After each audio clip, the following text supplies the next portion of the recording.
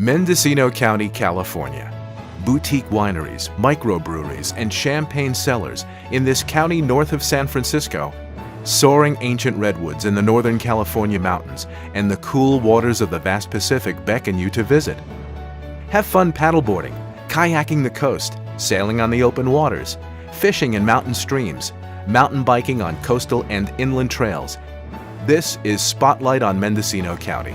In the spotlight today is Coro Mendocino with guests Maria Testa, owner of Testa Family Vineyards in Redwood Valley, Milone, winemaker at Brutocao in Hopland and Anderson Valley, Bob Swain, winemaker at Parducci in Ukiah, Dennis Patton, winemaker at Golden Vineyards in Redwood Valley, and George Phalen, winemaker at Dunnewood Vineyards from the Constellation brands, an international producer of premium wine, beer, and spirits.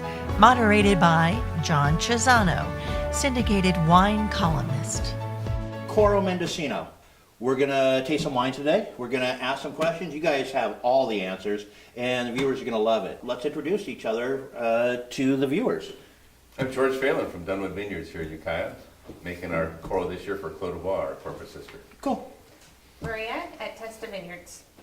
Milone from Brutocao Cellars. And Dennis Patton for Golden Cellars. And I'm Bob Swain, the winemaker for Parducci Wine Cellars. Coro. What does Coro mean? Chorus in multiple languages. Why chorus? When we started this project back in 2000. 2000 was our first run. Yeah. 2000. Coming up with a name for it was one of the difficult parts of it. And the chorus we came up with that is because it was singing with one voice. Mm-hmm. So it was as a cooperative kind of winemaking. It came as the logical kind of name for it. In the paneling, as we go through and refine the wines, everybody's tasting everybody's wine. It's not like, in a normal winery situation, your competitors don't taste your wine until it's done. In this process, everybody's in on it all along, the whole incubation period, which is really kind of fun too. One of the big questions that I get is, because I work in a tasting room and I get to sell Coro every day, protocol. What is that? Well, but there's protocols which we've developed and we've refined a little bit over the years we've been doing this now, as to like lead approved varieties. This is a lead variety of Zinfandel. It has to be at least 40% and a maximum of 70%. And there's a reason there. That way you can't just bottle it as another Zinfandel. It's going to be a blended wine. That's the idea. This is a blend of region. And there's 10 other approved varieties, basically Mediterranean varieties. And so this is looking at the inland climate of Mendocino County and trying to come up with a very interesting and unique and diverse blend based on heritage varietals here and also recent arrivals that have come in the last 15, 20 years that are Mediterranean in origin. Plus the 10% free play. Mm-hmm. So you can use Cabernet Merlot. You can even put Chardonnay in if you wanted to. Nobody's been that crazy yet. Yeah. But some people have used Cabernet. They're all close. Close, Yeah. close, but not quite. Cabernet and they Little some Pinot Noir too. Yeah. I think. Some Pinot Noir. And we did have one member for a while that used Pinotage. Yes. People come and go for their own business reasons, and some of them may be vintage reasons, Right. or but that is what it is. That's okay. But we've managed to maintain pretty darn high standards too. I mean, there has been occasions where wines have not. It's not an automatic. Wines have not just passed. Right. Well, and that's one of the unique things about Coro is it's not merely the blend. You had talked about tastings, cooperative, collaborative tastings. Isn't there a thumbs up, thumbs down, Coro, no Coro component? That's late in the process. In a year. We have about 4 tastings where all the participating winemakers come in, bag up their wines, and we taste all of the wines blind, and then talk about the wines. And it's not unusual for us to trash our own wine during that process. We talk about the wines, how they can be improved, and then after the discussion's all done, then we unbag the wines and see who's who, and the winemaker, if there is an issue, will say, well, we look at the barrel type and we're all getting to see the wines as they're developing. What I've told people in the tasting room is when you're tasting wine, you're basically taking a snapshot of that wine. Exactly. We're getting to see the movie. Right. And one of the nice things about Coro is we're getting to see the movie through several different wineries. We all do blind tastings, or we call them consumer tastings or marketplace tastings, where you buy wines and you taste them, a competitive set, your wine, but you don't have any idea how, you know the age of your wine, but you don't know if the wine you're tasting that you just bought was bottled 3 weeks ago, 2 months ago, 6 months ago. They might all be the same vintage, but this we see the wines all at the same step in the production process. People listen to each other's criticism and, Well, at the same and time, fix yeah. them. Because it's one group. Yeah. We're all working with each other. And I mean, there's always the one wine everybody hopes it's theirs, and there's always the one wine everybody hopes it's not theirs. And it's usually yours, when you take the bag off. But it's the other thing, too, it's like George was saying, you see the wines develop, but we also see the vineyards develop. Because a lot of people have been making wines from the same vineyards for a long time. So you can see how those vineyards have progressed. And you get to watch each other's winemaking styles. Because even though I might get grapes from the same vineyard as Bob, our winemaking styles are going to be different, and our protocols are going to be different on how we make the wine. They're not going to do the same. So that's the best part. And the years of experience that's there, everybody gets to talk to each other and say, well, I got this problem. And it may not even be with the Coro. We may be talking about some other wine in the winery going, hey, I've tasted this. Have you tasted that before in this vineyard? Or what's that coming from? Oh, yeah, that's, such and such. So we really work with each other, not only on Coro, but a lot of different aspects. There's holdbacks. There's like 10 cases that we cellar and stuff. So we've been periodically now pulling out. So we go, okay, let's taste all the 2002s. Let's taste. So we have now over 10 years of bottled experience that we can learn from too. And it's really interesting. In general, the wines are holding up longer than I expected to do. Usually the wines that haven't even made it to the pass-fail tasting. Okay. The winemaker has said, no, I'm not going to get here from What I've got get to there work from- with. Yeah. And they've pulled themselves out of the process before we ever get to the pass-fail tasting. Not to say that some wines haven't got some thumbs down at the pass-fail tasting, but the purpose of the pass-fail tasting isn't to boot somebody out, it's try to get the quality of the wine up so that it can be a Coro. Right. And so we go back to those winemakers and say, okay, it didn't make the pass-fail tasting, and this is why. And usually, in those cases, the winemaker will say, okay, I can do that, and then we resubmit for a second. Yeah, because there's Great. lots of just technical stuff that you can fix. Right.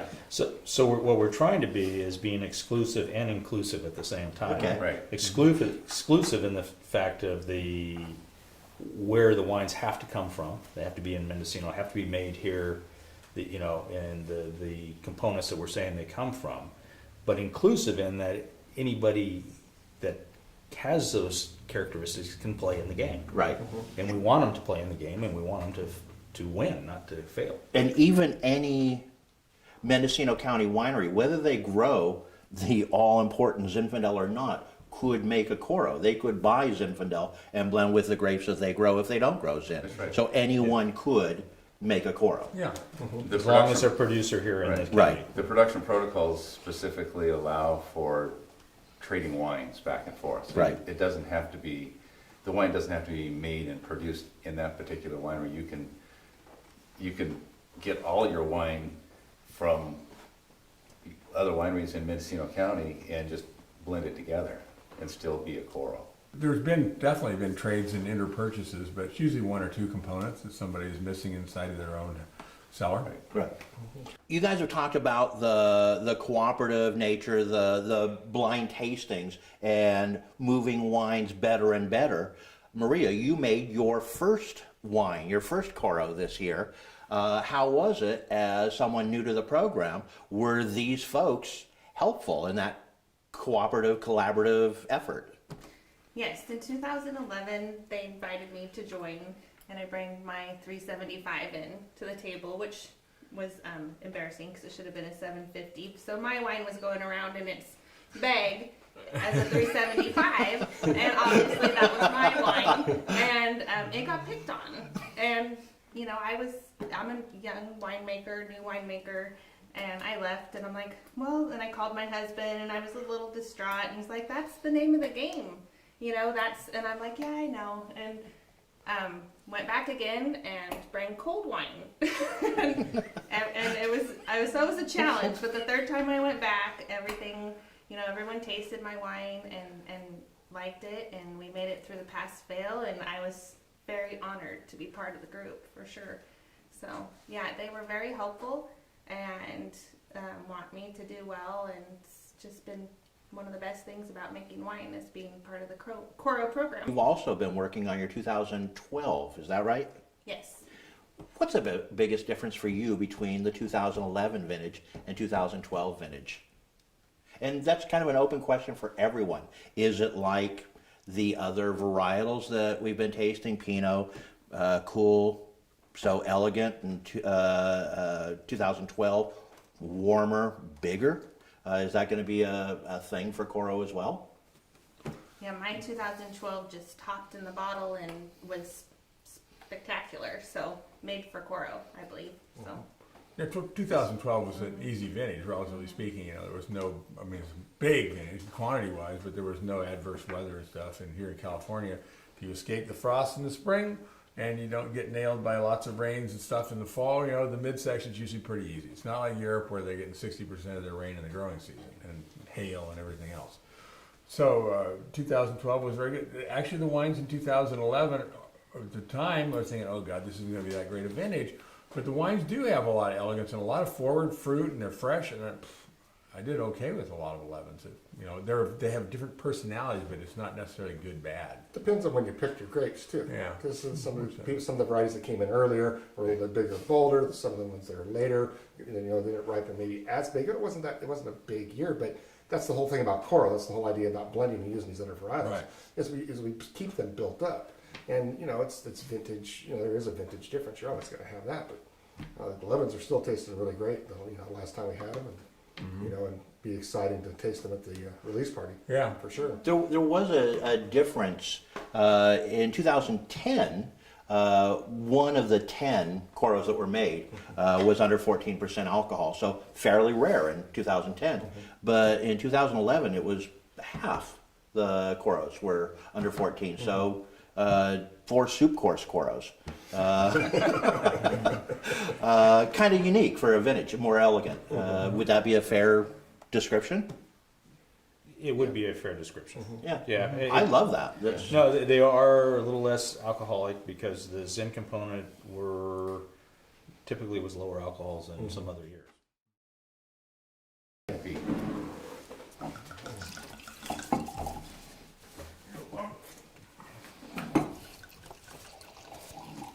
This is gorgeous. Hey, John, what's nice about Coro too is when you get to look on the back of the label, you get to see the actual percentages of what we put in these wines. So you can kind of see how we blend these together and follow along. So part of the winemaking process. It's a nice. The Golden is all a family enterprise in the sense that the Mattern Ranch is Joe and Julie Golden. Julie was a Mattern. So the Zinfandel component comes from that ranch. And now they have Zinfandel that's mature. It's in our latest Coros that's off their own ranch. And they have 2 other ranches, a Fairburn and Hard Arrow, where they grow Syrah and Petit Syrah. And those go into the Coro. Now, I have a question for you. Last year at the Coro release party, you were attributed, I think Julie Golden said that you had described at the outset Coro of Mendocino being at least a 20-year project, that this wasn't like year to year, let's see how it goes. This is 20 years. Yeah, it's going to take a long time, because try to build momentum. We knew that there people would come and go for business reasons. Companies sell. We've had those issues too. Vintage variables, you name it. But it's a long-term thing to kind of repositioning imagery and build a premium product based on heritage varieties that are here. It's just not another latest trend. We're not planting muscat wall to wall here. That's already gone, that trend. This is something that you can keep your eye on the ball, make these wines. We're finding out that these wines have much more age worthiness than I thought they were going to in their youth. I mean, a lot of them they're 10, 15, some are going to be 20-year wines. And to Bob's point earlier, it seems that a lot of the wines, the first tasting, they're already together. Much better The than it first was, couple yeah. of years we made the Coros, they were kind of all over the board.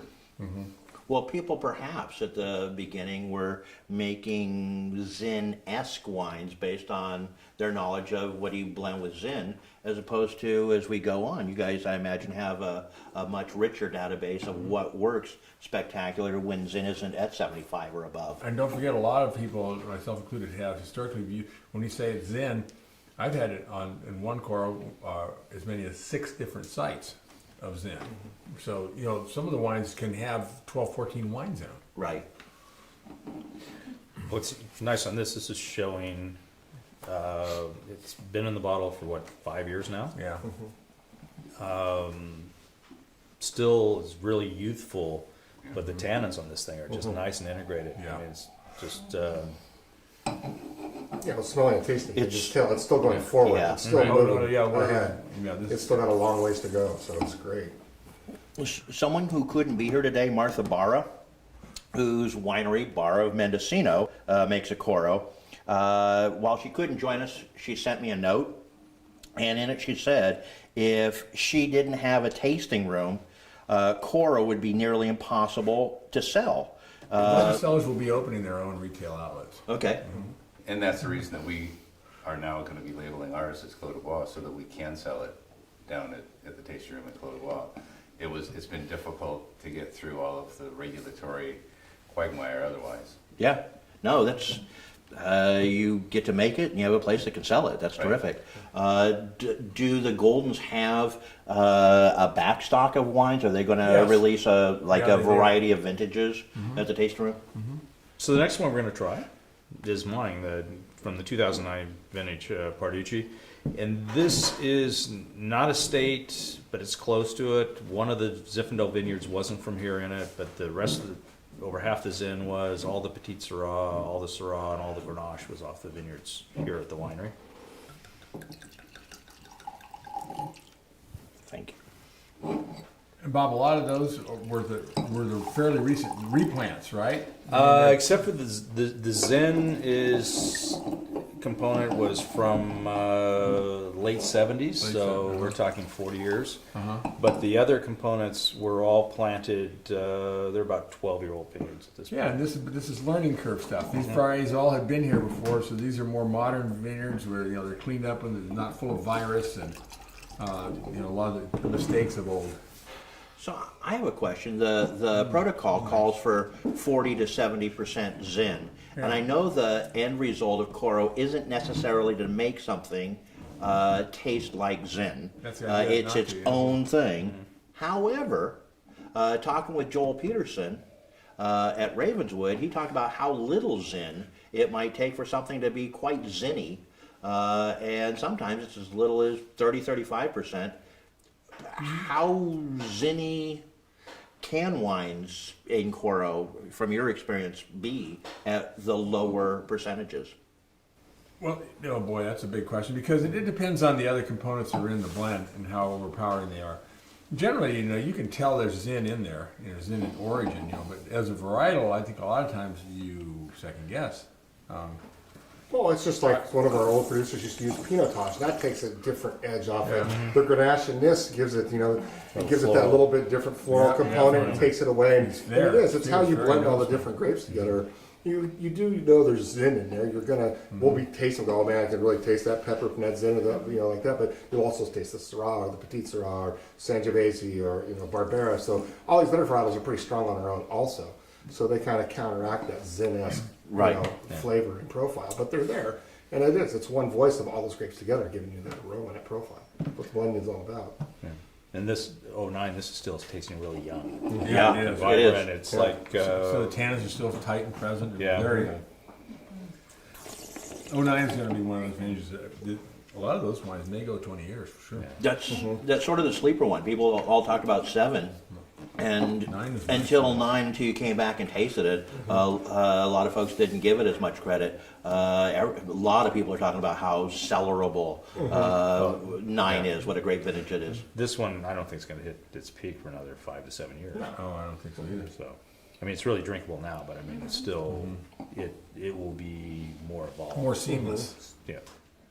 So here's a new topic, marketing. This year, for the first time that I'm aware, may have been done in the past, I'm the new kid, all the Coros from a vintage were sent out to wine writers for reviewing, rating, writing about. And Coro got 2 really nice write-ups, one from Anthony Diaz-Blue from Tasting Panel Magazine, and the other from either Olkin or Elliott at the Connoisseur's Guide to California Wines. Is there going to be more of that? That was fantastic, the write-ups. We're in the middle of doing that right now. So there's certain writers that are being targeted every couple of months. They're sending out a panel too. This last year, we finally took the reins off, and Coro being a 20-year project, like Dennis said, after 10 years, we had a bylaw that said you could not send out these wines to compete for points or for competitive tastings. And now we feel that Coro is at that point where everybody stylistically is coming along, and the Coro quality is way up there where we want it to be. We're now releasing those wines, the producers to release those wines out to have these marks put out. So that's why it really hasn't happened a lot in the past. I believe it happened really early on, a little bit, but not that much. But that's the reason why. So now it is. You can do the only one condition is we will not compete against ourselves in Mendocino County. So that's the only wine competitions that we do not take part in is in Mendocino County. But otherwise, we'll send our wines out and have them judged. And maybe get a gold? Yeah, we just got a gold for the wine we're going to taste tonight with the California State Fair. Got 95 points. So they are scoring well and being received really well. The premise of Coro itself is kind of a hard one for people to get their head around, but then once they taste the wines, they see what we're doing here. I understand, sort of congratulations are in order. You've taken over the marketing position on the board. Any new initiatives coming out in the future that you maybe can share? We're working more on social media. We're going to try to, bolster that back up more than anything else. I don't know if it's congratulations or condolences. It all depends on how the day's going. Right. But I just started actually just a couple weeks ago, so we're just getting my feet wet, and we're going to start working on some new projects and see what's going forward, and mainly keep getting the message of Coro out and keep letting people know what these wines are and these wine writers, and we're working on it slowly but surely. But it's the 20-year program. And we have a body of this is the interesting thing about sending them out to the press now, is the wines are more refined than they were in the first few years, and we tend to oscillate less. And we have a bigger body of product that we can go, oh, here, check this out. This is 14 years old or 10 years old or da-da-da, Oh, so this is a good time to show them to writers because it's not, here's our new release, we never made this before. No, we got 10 years of library to show you that this is a real thing, my friend. And what's a Commander Coro? Giant condolences. Mr. Herding Cats guy. Yeah, it's fallen to different people right now. But I politically changed it to Colonel from Commander. You missed that one because my personal background is more Army than Navy, and I think we started Commander that way. But no, it's just one of the winemakers is, George was saying, herding cats. Well, and you are this year's Colonel Coro. Yeah. And I imagine, as you said, herding cats, working with Mendocino County winemakers, rugged individualists, not a little ego. You must have some incredibly unique challenges and opportunities in this collaborative winemaking process. Can you share any? I wouldn't put them as being, it's getting them to show up and do things like that. But, Saying anywhere for anywhere, but the reality is, most of us a number have been together doing this for a while, and other people coming in, and the way this community is, it's a smaller area. Everybody's related to everybody sometimes around here, so it does seem to be not that difficult. I mean, we're all wanting to get along. We're not, we all have our little egos and our little quirks, but overall, it's not a matter of arguing. It's just a matter of trying to get everybody's schedules together. Yes, exactly. Yeah. So that's more the issue. Okay. Once everyone's there, they really enjoy it. Oh yeah. Speaking especially of, 2 or 3 glasses in. Yeah, I was gonna say, after the bottle's gone around a couple of times, yeah. speaking of enjoying it, that's a great follow-in to perhaps the next wine. If there is a McFadden, I'm going to pour it for Guinness, or invite you guys to pour it. 2010. It is the only one of the 10 Coros that were made in the vintage that was under 14% alcohol. So Zinfandel, Syrah, Petite Syrah. Lighter in style. This is the true soup course Coro. It'll always go up front in a 5-course tasting at the annual wine release party. This is lighter style. It goes early, where some of the other wines are bigger. It will go later. But anyway, before I taste that, you said fun.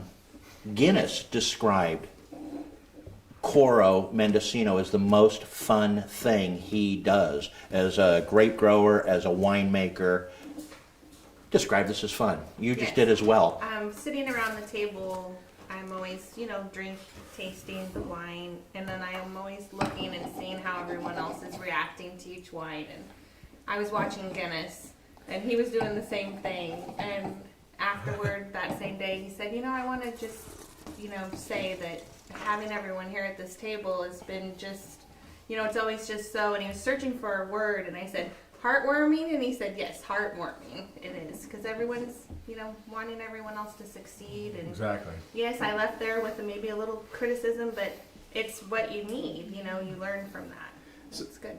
So when you say Guinness is under 14, and the reason for that is because the particular location of his vineyard. It's high altitude, up against mountains. It's the beginning of the Russian River, up against mountains at the north end of Potter Valley. And the high altitude, the mountains throwing shade, collecting wind, the river. There's 4 different cooling influences that keep the heat down, which keeps the sugar down, which keeps the alcohol down. It makes it a lighter, more elegant wine than if we grew it even 10 minutes away. 10 minutes away, all bets are off. You've got the heat. It's ripe at a lower sugar. Yeah. Well, so it's- he is nearly, of all the vineyards in Mendocino County, if you exclude, there's a little bit of stuff that's up by Laytonville, which is kind of a separate thing.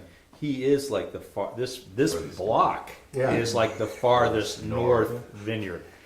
That and for years it was the farthest north until they planted that stuff in Laytonville, a little bit up there, because it's an old head prune vineyard, but it's up on the hillside on the very far north end of Potter, and it's the farthest north vineyard that he has on the property. The bears really like it. They got good Bears taste. love I buy other fruit from Guinness, not Zinfandel, so I do see the vineyard up there, and it is, so it is late coming out because it's a cool area. So it is in the very end of the season too, because he's a cool area, and it just, so he gets time on it, but it doesn't end up being high alcohol. It doesn't, the sugars aren't You that said Which it, is nice, Maria, yeah. is that you can have phenolic ripeness at lower sugars. I mean, that's called Europe. I mean, they do it all the time. Where the fruit is ripe, but it's 21 sugars, not 25. That, in some ways, it's an inverse California problem. Our sugars, the vines can accelerate to high sugars too fast sometimes. So Guinness will be ripe at 23, Yeah. 23 and a half. It's not, it's not, and it doesn't tend to be the raisin like you typically get in a lot of other Zinfandel vineyards. So. I mean, this is, we kid around with Guinness saying he's always got the soup course, but this is Zen. And like Dennis just said, he goes, the pepper's coming through. Nice pepper, You get the right? nice fruit, you get the little bit of blackberry and a gravelly style that this is, and it's great. I mean, I've always enjoyed this wine. Yeah. And it goes, we say the soup course, but those soups aren't no slouches either. You got to match up with some flavors to mark over where we're in. So, Does anyone want to talk about previous Coro release party dinners? What's happened, how it works, the 5-course meal? Actually, there's a transition to it. When the first Coros came out, there was a past organization, the Mendocino wine growers. wine growers, and there was a event they had in the summer, and we used that as the Foil, so to speak. as the event to release the wine at. It included a can dance the one year. Joe Golden was on crutches and with That's a cast on his leg. It was pretty interesting. It's the only time I've been on stage doing the can in my life, and the last time I will be. And then when that event no longer was occurring, we decided we needed something for the release. And so at that point, we came up with the idea of this release dinner over on the coast. And so we've been doing it, what, 6 years? 7 years? It's just the 6th year going to be over there. So. But it's interesting that the wines and the styles, it is picking through the different styles to try to match them to courses. So that your joke on saying the McFadden, because the slower alcohol tends to be with the soup and Well, just courses. weights. Generally, It's going by weight, not by light, medium, heavy for 3 different courses. Well, we'll actually sit at one of our tastings and towards one of the last Coro tastings, and we'll taste the previous vintage, and we'll make those. So, as a group, we'll say, yes, this is the more medium, this is more heavy, this is. And nobody really ever says lighter side, Right? It's like this is more medium than this one, type of thing. But so we kind of select them that way for the courses, and then the wines go over to Mark Dim, who's the chef. And he would taste them and try to pair them up with the different courses. Is where we've progressed, and that dinner has progressed over the years, as our wines have also. So we've refined that more and more and more. The Coro dinner, the best thing about the release party dinner is that all the winemakers are there. We start with a little bit of a wine tasting of just our other wines that aren't Coro. So usually a white wine or a sparkling wine that's produced, and the winemakers are pouring those wines, so the people get to come up.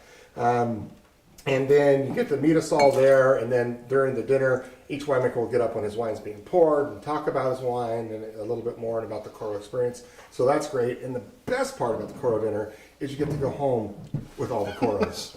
So what we do is, it's part of our tradition, is that you go with a full set of Coro. So if you have, there's 14 Coro producers that year, you get 14, one of each one, so you get 14 bottles, which is worth the price of admission alone to do that also. And then afterwards we get on and to the Little River reception room, otherwise known as the bar, where we have the ports from everybody and dessert wines and chocolate afterwards. So it's kind of a fun thing, and it's a great spot on the coast. But anyway, it's a great event, and it's the interaction with the winemakers is what makes it the whole time for you. So, and the food pairings. Let's taste your wine, George. Also leads me in, while you're pouring that, to asking a sort of follow-up question to the dinner. Last year there was a Coro dinner at Crush in Ukiah that was well attended and that people seem to love. Any plans on repeat for vintages? Yeah, we'd like to redo it again. And Jesse, who's the chef there and manager, does a great job. And they're really into the Coro program. They actually have all our Coros there to serve, as well as doing these dinners. So yeah, we're definitely looking at doing that again this winter. So George, you want to tell us about your wine? Sure. This is our 2010. Like Guinness's, it's Zinfandel, Syrah, and Petit Syrah. Similar to Guinness's, it's not a big, heavy wine. It's a little bit more classic. How many zins are in it, George? This is 2 zins, as I remember. What sub-appellations are there? One part of it is Greg Nelson's, and then part of it is right down, it's Lalonde Vineyard. Milone, oh yeah, up on the hill, on Right. the mountain, almost the county line, up on the mountain, yeah. Oh, okay. And then the Petit Sure, Syrah's nice. from Redwood Valley, and the Syrah's from over by Talmadge. So Maria, I have another question for you. I talked with Margaret Padroni, whose signature, when a Coro is released, it has the signature of a winemaker on the front label. Her signature graced Coros for Weibel and for Ray's Station. And at the release party, she said that the nature of Coro was so incredibly cooperative. She had so much help that the entire label could have been signatures. I'll ask you, first time out, how many names could have been on there? Just Oh, for my 11 yeah, release? yeah. Yeah, I agree. It was made by our Coro collaboration, you know? And, yeah, exactly. I would agree.